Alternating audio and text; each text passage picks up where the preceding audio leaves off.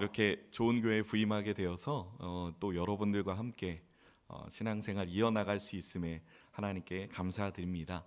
오늘 이 말씀을 통해서 우리가 함께 이 말씀 안에 숨겨져 있는 하나님의 복된 진리 함께 나누며 은혜 받았으면 좋겠습니다. 여러분, 사람의 뇌에는 참 신기한 면이 있다고 합니다. 우리가 살아가면서 여러 가지 희로애락을 겪게 되는데요. 그런데 기쁜 일을 겪을 때 이제 뇌는 행복하죠. 그리고 즐거운 일을 지날 때도 뇌는 굉장히 편안한 상태에 놓이게 된다고 합니다. 그런데 재미있게도 우리가 슬프거나 굉장히 힘든 일을 겪었을 때 우리의 뇌는 거기에 대해서 굉장히 큰 스트레스를 받는다고 합니다. 그래서 흔히 이런 게 있죠. 그때 겪을 때는 그게 힘들었는데 그 시간이 지나고 1년, 2년, 3년, 4년 꽤 오랜 시간이 지나고 나면 이 과거가 미화가 되는 겁니다. 당시에는 굉장히 힘들어 죽을 것 같았는데 그 시간이 일정 부분 지나고 꽤나 오랜 시간이 지나면 흔히 이런 회상을 하기도 하죠. 생각해 보면 그때도 괜찮았다라고 하는 과거를 미화하게 되는 것입니다. 여러분, 근데 이게 뇌가 우리의 몸에 일으키는 작용이라고 합니다. 이게 뭐냐면요, 우리 뇌는 과거의 일들을 편집해서 과거에 있었던 일들의 긍정적인 면들 위주로만 기억에 담으려고 하는 습성이 있다고 합니다. 본능적으로 뇌가 스트레스를 크게 받고 힘든 상황에 놓이지 않도록 스스로 방어 기제를 펼치는 것이죠. 물론 세상은 이러한 일들을 그냥 과거가 미화됐다라고 표현을 하기도 하지만 저는 우리 그리스도인들에게 있어서 나의 과거가 아름답게 미화되는 이 과정은 그냥 내 머릿속에 있는 기억이 어떻게 편집이 돼서 내가 이런 일들을 아름답게 기억한다의 개념이 아니라 하나님께서 그 과정 가운데 나와 함께 하셨음을 기억하고 인정함으로 이 모든 일들 가운데 하나님이 권능으로 개입해 주셨다라는 사실을 인정할 때 우리의 과거가 비로소 아름다운 과거로 변화될 수 있다라고 생각합니다. 오늘 시편 136편은 바로 이러한 사실을 우리에게 주장하고 말해주고 있습니다. 그리고 그 과정 가운데 우리에게 계속해서 반복되고 있는 반복되고 있는 한 문장이 있죠. 그 말은 뭐로? 그 인자하심이 영원함이로다라고 하는 것입니다. 오늘 시편의 내용을 들어가며 제가 시편을 볼 때 주로 이렇게 시편을 보시면 조금 편안합니다. 여러분들이 조금 더 잘 해석할 수 있는 기틀이 마련될 수 있습니다라고 강조를 드리는 부분이 있는데 그것은 뭐냐면 시편 안에 반복되고 있는 단어나 문장을 유의해서 보라는 것입니다. 그런데 오늘 이 시편 136편을 보면 한 문장이 계속해서 모든 구절에 붙어서 반복되고 있다는 것을 보게 되지요. 바로 26번이나 반복되는 그 인자하심이 영원함이로다라고 하는 그런 말입니다. 그러면 쉽게 말씀드리면 이 문장이 오늘 이 시편을 해석하는 데 있어서 가장 중요한 열쇠의 역할을 한다라고 볼 수 있겠죠. 그러면 우리는 특별히 여기서 어떤 말에 집중을 해야 할까요? 저는 여러분들에게 인자하심이라는 말이 여기서 굉장히 중요합니다라는 말씀을 드리고 싶습니다. 이 인자하심이라는 말은요, 히브리어로 여러분들이 아시는 말일 겁니다. 바로 헤세드라고 발음합니다. 일반적으로 이 말은 간단히 번역하면 언약적 사랑을 말합니다.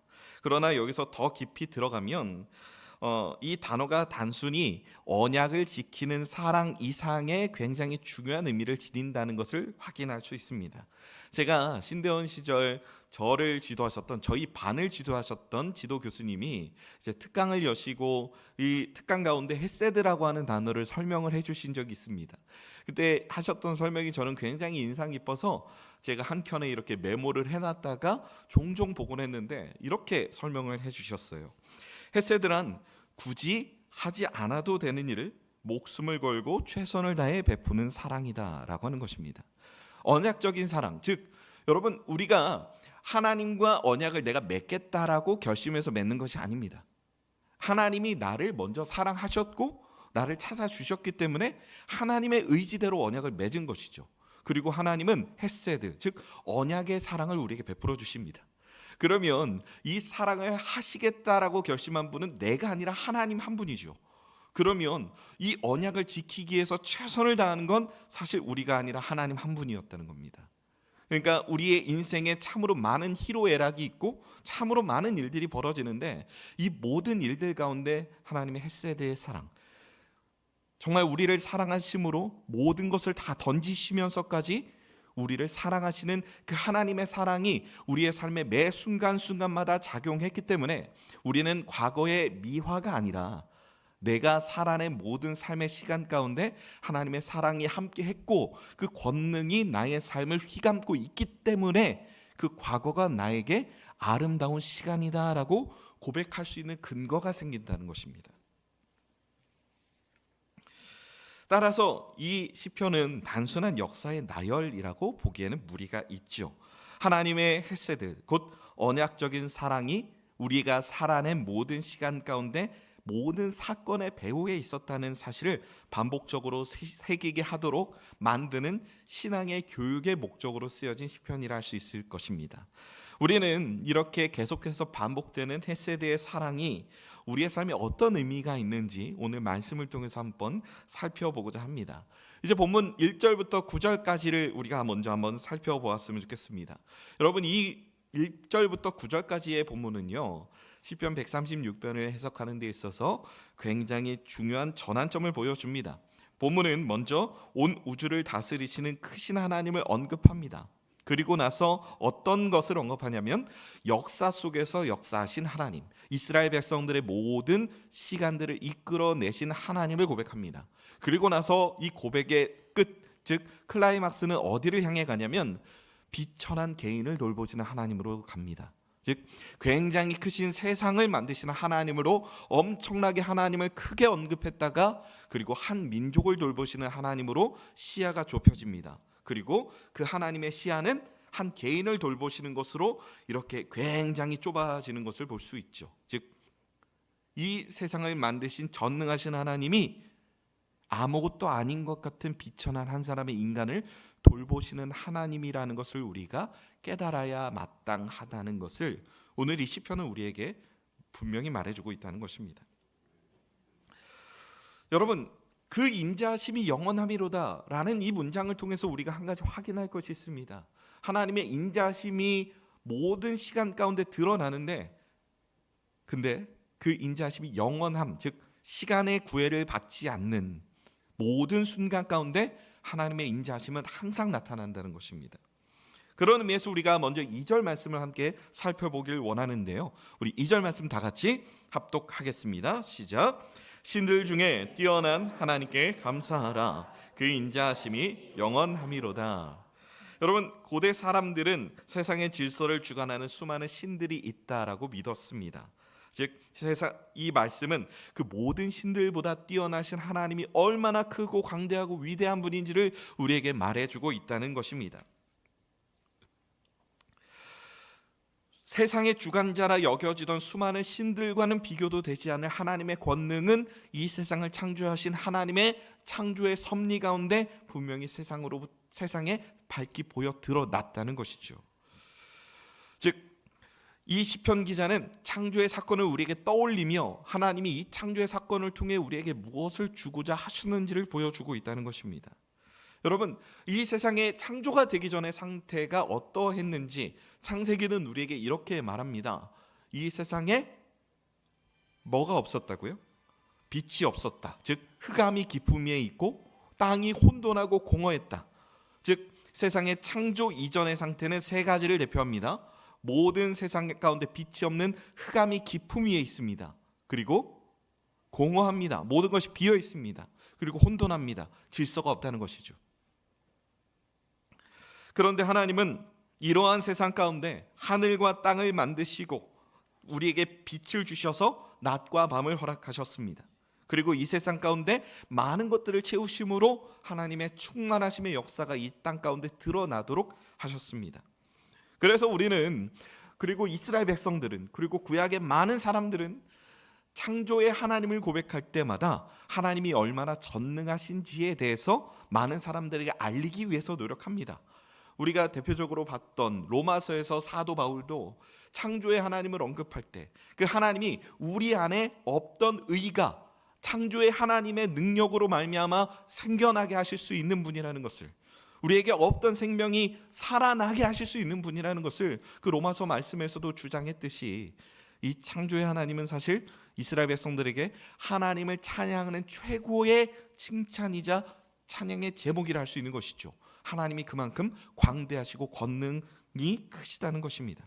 그래서 우리는 이 창조의 하나님을 이 권능의 표현으로만 생각할 수 있습니다. 하지만 적어도 이 시편 136편에서는 하나님이 광대하시다, 하나님이 권능이 많으시다, 전능하시다라고 하는 이 맥락보다는 창조 가운데서도 하나님의 사랑이 있다는 것을 우리에게 보여주고 있다는 것이죠.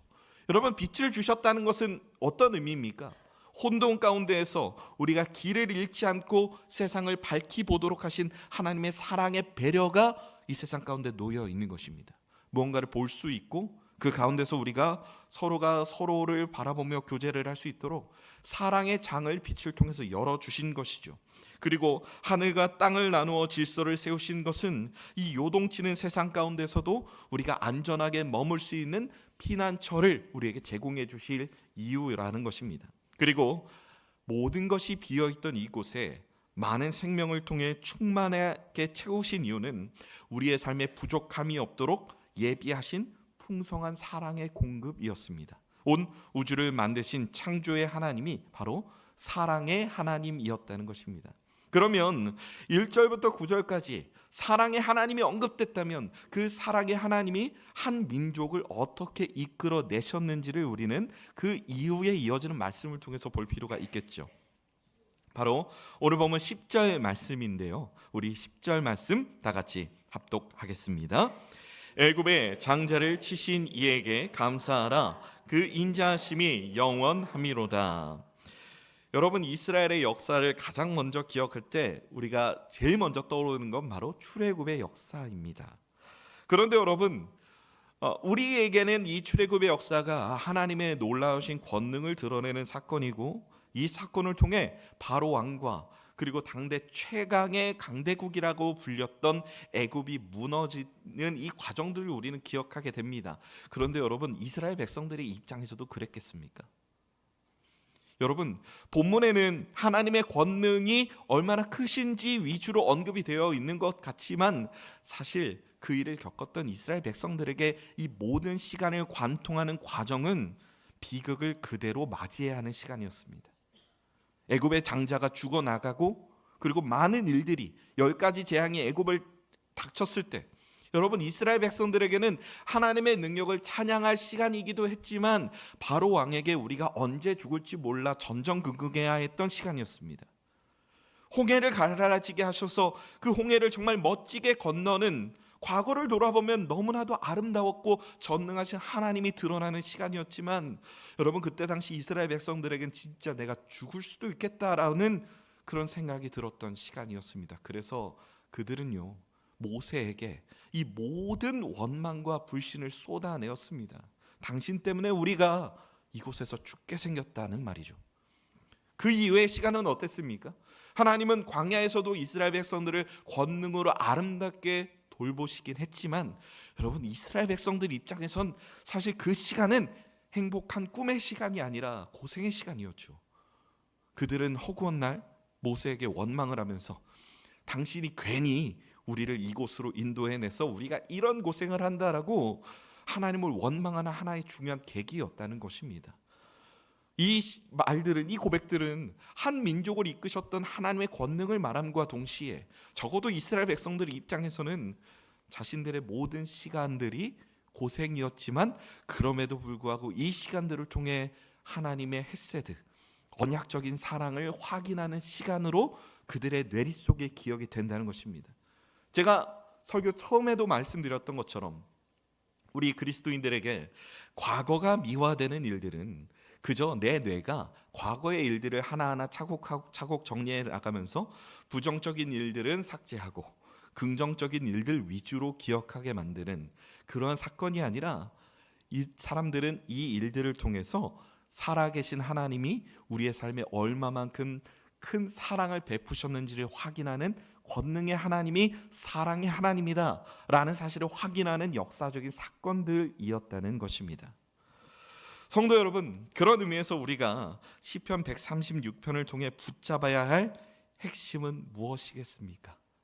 하나님은 언제나 모든 시간, 즉 영원이라는 시간을 초월한 모든 순간 가운데 언제나 우리에게 신실하신 사랑, 헤세드의 사랑을 부어주시는 분이라는 것입니다.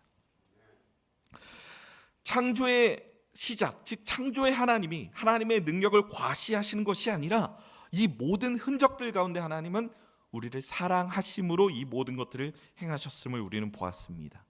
빛을 지으신 것도, 질서를 세우신 것도 우리를 살게 하시려는 헤세드의 사랑이었다는 것입니다. 그리고 그 하나님은 이스라엘 백성들의 역사 속 위기의 순간마다 그들을 도우신 하나님이라는 것입니다. 출애굽의 절망, 홍해 앞에 선 공포, 그리고 광야의 목마름과 배고픔, 이 모든 순간을 지나면서도 하나님은 그 인자하심이 영원함이로다 라고 하는 증거를 그들의 모든 시간들 가운데 보여주셨습니다. 당시에는 죽을 것 같고 당시에는 힘들었지만 지나고 보니 하나님의 사랑이었음을 뒤늦게 깨닫게 된 것입니다.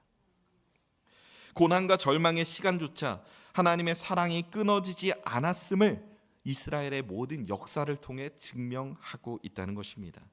그리고 마지막으로 이 모든 내용이 향하는 지점은 분명합니다. 그 하나님이 바로 우리의 비천하고 연약한 삶을 붙드시는 하나님의 사랑이라는 것이죠.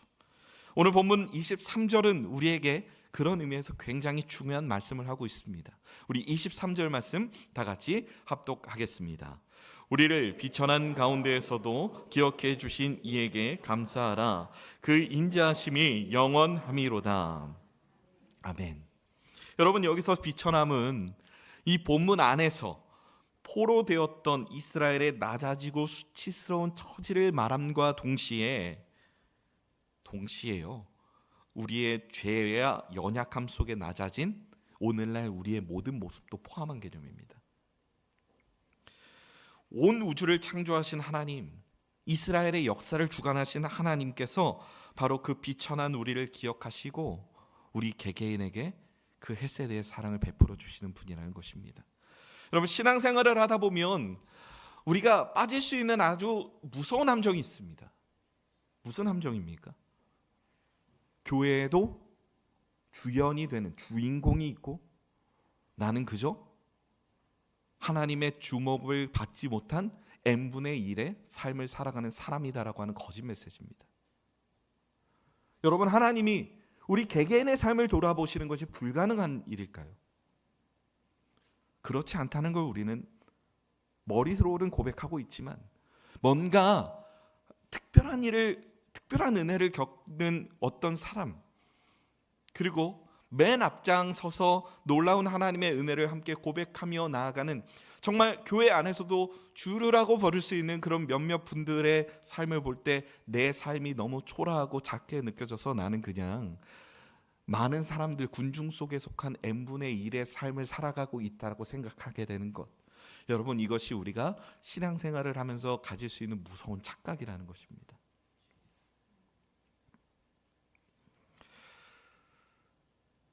그런데 하나님은 이러한 비천한 가운데 놓여있는 우리 한 사람 한 사람을 다 돌아보고 계신다고 말씀하십니다. 하나님의 인자하심이 시간의 제약이 없는, 시간을 초월한 영원이라는 시간 가운데 우리를 지키고 있다면 하나님은 그 사랑을 우리라는 뭉뚱그린 개념이 아니라 우리 개개인의 삶에 이미 다 베풀고 계신다는 것을 이 시편을 읽는 모든 사람들이 깨달아 알 수 있도록 우리에게 이 시편을 읽게 하심으로 깨닫게 하기를 원하신다는 것이죠. 바로 그 하나님이 오늘 본문 시편 26절에서 이렇게 마무리되고 있음을 우리는 보게 되는데요, 우리 26절 말씀도 다 같이 합독하겠습니다. 하늘의 하나님께 감사하라. 그 인자하심이 영원함이로다. 아멘. 여러분, 저는 이 시편 136편을 읽으며 가장 감동적인 클라이막스가 바로 이 마지막 구절이라고 생각합니다. 왜 그런지 아십니까? 비천한 우리 개개인을 돌보시는 하나님이 사실 생각해보니 1절에서 고백했던 하늘의 하나님이라는 것을 우리는 깨닫게 된다는 것입니다. 그냥 옆집 아저씨가 내 삶에 관심을 가져주는 게 아니라 사실 생각해 보니까 나의 비천한 삶에 함께 비천하심으로 내려오셔서 나의 삶을 돌보시고 나의 삶을 다 이해하시고 용납해 주시는 하나님이 사실은 돌아보니까 이 모든 것을 창조하신 전능하신 하늘의 하나님이라는 것입니다. 여러분, 이 시편 136편의 구조가 굉장히 재밌습니다. 여러분, 옛날에 우리 시에도 이 비슷한 구조를 가지고 있는 시들이 있습니다. 이 구조를 뭐라고 말하냐면요, 조금 어려운 말일 수도 있는데 수미상관기법, 대꾸법이라고 부릅니다. 우리 시에 이런 게 있죠. 진달래꽃이 있습니다. 그리고 엄마야 누나야 강변살자가 있죠. 이 시들의 공통점은 무엇입니까? 맨 앞과 맨 뒤가 같다. 맨 앞에 이야기했던 걸 맨 뒤에 한 번 더 이야기함으로써 이 시가 무엇을 말하고 있는지를 다시 한번 상기시킨다는 거죠. 그러면 26절과 1절을 똑같이 쓴 이유가 무엇이겠습니까? 136편의 관심은 크신 하나님으로부터 한 민족을 다스리시는 하나님, 그리고 우리 개개인을 돌보시는 하나님으로 그 시야가 좁혀져 있는 것처럼 보이지만 하나님의 권능은 한 번도 변한 적이 없다는 것을 우리에게 보여주고 있다는 것입니다.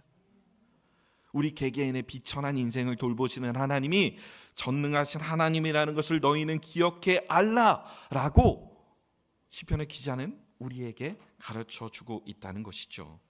그런 의미로 우리는 그 인자하심이 영원함이로다라고 하는 그 고백이 이 세상을 만드신 크신 하나님, 나와 뭔가 거리가 멀어 보이는 하나님을 향한 고백일 뿐만 아니라 나라는 작은 사람 하나를 돌보시는 하나님의 성품에도 그대로 똑같이 녹아들어 있음을 비로소 볼 수 있다는 것입니다. 우주의 시작도, 이스라엘의 역사도, 나의 개인적인 삶도 모두 결론이 같다는 것입니다. 그 인자하심이 영원함이로다. 그 사랑은 변하지 않고 하나님은 언제나 동일하시고 헷세대는 영원하다는 것이죠. 하나님의 사랑은 영원이라는 제한 없는 시간 속에서 어제나 오늘이나 앞으로의 삶에 동일하게 우리의 삶을 지탱하는 훌륭한 버팀목이 된다는 것입니다. 시편 기자의 고백을 간단히 정리하면 저는 이렇게 말씀드리고 싶습니다. 돌아보니 모든 것이 사랑이었다. 그리고 과거에 있었던 역사적인 사건에서만 사랑이 아니라 과거에도 사랑이었다면 영원이라는 시간을 초월한 하나님의 사랑이 언제나 우리의 삶을 감싸고 있기 때문에 그 사랑은 지금도 우리에게 사랑이고 앞으로도 영원히 우리에게 사랑일 수밖에 없다라고 하는 고백으로 이어져야 마땅하다는 것입니다. 여러분, 여러분의 삶은 어떠십니까? 과거에 돌아보면 하나님의 은혜가 나의 삶을 이렇게 관통하고 있었지 생각하지만 뭔가 지금 내가 겪고 있는 어떤 고난의 시간에 딱 서면 과거 내게 베풀어 주셨던 하나님의 모든 사랑과 은혜가 싸그리 잊혀지게 되는 그런 일들이 우리의 삶에 얼마나 많은지 모르겠습니다. 그렇지만 오늘 시편 기자는 우리에게 기억하기를 원하시는 것이죠. 지금도 하나님은 그 헤세드가 영원함이 언제나 우리의 삶을 관통하고 있다고 말입니다. 개인적으로 올해 저는 굉장히 쉽지 않은 일을 경험했습니다. 제 나이가 85년생, 그러니까 올해로 한국 나이로 41입니다. 근데 지난 한 그 4월인가 5월쯤에 저희 부모님이 이혼을 하셨습니다. 좀 쉽지 않았죠. 그러니까 어떤 사건을 계기로 이혼하신 게 아니라 그냥 계속해서 이혼할 만한 관계셨습니다. 그러다 보니 저의 학창 시절이나 저의 유년기나 사실 그 어느 순간 하나 내가 정말로 행복하다라고 부를 수 있는 그런 시간이 없었습니다. 심지어 계속해서 가정이 그렇게 불안정한 상황이다 보니까 저희 가정이 사실 굉장히 가난했습니다. 제가 학교를 다니면서 한 번도 학원을 다녀본 적이 없습니다. 그러니까 학원을 다닐 수 없을 만큼, 참고서를 제 마음껏 살 수 없을 만큼의 경제력이 딱 저희 가정의 형편이었습니다. 저는 성장 과정에서 그런 생각 되게 많이 했습니다. 내 인생 왜 그럴까? 그런데 그 인생이 그때 당시에는 저에게 굉장히 잔인하다고 여겨졌었는데, 그 인생의 시간들로 인해 저는 친구들을 만나게 되었고, 그 친구들의 전도를 통해 20살부터 교회에 나갔습니다. 그리고 그 시간들을 겪으면서도 저는 신앙생활을 하면서도 똑같이 그렇게 생각을 했습니다. 하나님 왜 내 인생만 이렇게 안 돌보시는 것 같을까? 보통 여러분 앞에서 설교하는 교역자들이, 목사님들이요, 그런 간증 많이 하시죠. 학비가 없어서 하나님께 열심히 기도했더니 마지막 날에 하나님이 갑자기 학비가 채워지는 기적을 경험하게 하셨습니다. 제 인생은 단 한 번도 그런 일이 없었습니다. 하나님의 인자하심이 나만 비껴가는 것 같은 그런 생각이 들게 만드는 그런 인생이었습니다. 다만 하나님은 그 학비 채우시기 위해서 저한테 열심히 일하게 하셨습니다. 일할 기회를 왜 이렇게 많이 허락하시는지. 하나님, 나도 저렇게 기도해서 갑자기 돈이 뚝 떨어지는 경험하고 싶은데 왜 나한테만 그런 경험 안 시켜주십니까? 참으로 그런 생각 많이 했는데, 그때 당시에는 그렇게 안 하시는 하나님이 많이 원망스러웠는데, 돌이켜보니 그 시간이 저에게 되게 필요했던 시간이었던 겁니다. 제가 생각을 합니다. 저의 과거의 저의 원가족은 행복함이라고 말할 수 있는 일들이 거의 없었지만, 저는 지금 제 아내를 만나고 저희 애들을 이렇게 양육하는 이 과정 자체가 너무 행복합니다. 그런데 제가 말씀을 준비하면서 생각해 봤습니다. 저의 과거 가운데 어떤 일 하나라도 하나님이 돕지 않으시고 비껴갔다면 전 장담할 수 있는데 제 아내를 못 만났습니다. 그리고 지금 여러분들 만날 수 없었고, 지금 제가 목회자라는 자리에 오를 수도 없었겠죠. 이 모든 시간들 가운데 하나님의 인자하심이 그 영원이라는 시간의 제약이 없는 모든 시간을 통해 저를 향하고 있었기 때문에 저는 지금 하나님의 인자하심 가운데 살아가고 있는 것입니다. 물론 올해 저는 굉장히 큰 일을 겪었습니다. 부모님의 이혼이라는. 이해가 안 됩니다. 이 시간을 통해 하나님이 뭘 원하시는지도 모르겠습니다. 그런데 제가 신앙생활을 하면서 한 가지 배운 것이 있습니다. 그것은요, 내 삶에 벌어져 있는 현실을 통해 하나님의 역사심을 재단하는 게 아니라 하나님의 성품을 의지할 때 이 사건을 선함으로 인도하시는 하나님의 권능을 보게 된다는 것입니다. 하나님을 사랑하는 자, 곧 그의 뜻대로 부르심을 입은 자들에게는 모든 것이 합력하여 선을 이룹니다. 여러분, 이것은 사건을 바라보는 내 냉철한 시각 때문이 아니라 나의 삶을 관통하는 하나님의 사랑을 의지할 때 가능한 것이죠. 벌어진 사건에 대한 분석이 아니라 나의 삶을 관통하시는 하나님의 그 성품, 사랑을 의지할 때 이 모든 일들이 합력하여 선을 이루게 되는 기적을 경험하게 된다는 것입니다. 성도 여러분, 여러분의 삶 가운데 여러분들에게 놓여져 있는 숙제와 같은 삶의 시간들이 여러분들에게 지금 지나고 있습니까? 오늘 이 시편 136편이 우리에게 말해주고 있는 그 인자심이 영원함이로다 라고 하는 이 고백이, 저는 말씀 안에서 시편의 기자가 나와 상관없이 하는 고백이 아니기를 바랍니다. 그것이 저와 여러분의 고백이 되어서 내게 벌어져 있는 일들을 분석하고 이 일을 어떻게 벗어날 수 있을까에 대한 고민보다, 하나님, 이 일을 내가 어찌할 수 없사오니 내가 끝까지 하나님의 그 헤세드의 사랑을 의지합니다. 주여, 나의 삶을 붙들어 주시옵소서. 내가 이거 하나 의지하며 나아가오니 모든 것이 합력하여 선을 이루며 나의 삶을 비천한 나를 돌아보시는 하나님의 사랑을 경험하는 내가 되게 하여 주시옵소서. 그것이 저와 여러분의 고백이 되시길 주님의 이름으로 축복합니다. 함께 기도하시겠습니다. 사랑의 하나님, 오늘 우리를 관통하는 하나님의 놀라우신 사랑의 고백, 그 인자하심이 영원함이로다 라고 하는 이 삶의 고백이, 우리의 이 신앙의 고백이 이 시편 기자의 고백일 뿐만 아니라 하나님을 향한 우리의 진심 어린 고백이 되게 하여 주시옵소서. 우리의 삶에 여러 가지 희로애락이 있습니다. 우리가 삶의 어떤 시련을 지나 우리가 삶의 어떤 어려움 지점을 지날 때마다 그 일에 집중하는 것이 아니라 그 일을 지나게 하시는 그 일 가운데, 그 모든 시련 가운데, 고난 가운데 우리를 돌아보시는 하나님의 시선을 집중하며 나아가는 우리가 되게 하여 주시옵소서. 감사합니다. 예수님의 이름으로 기도드립니다. 아멘.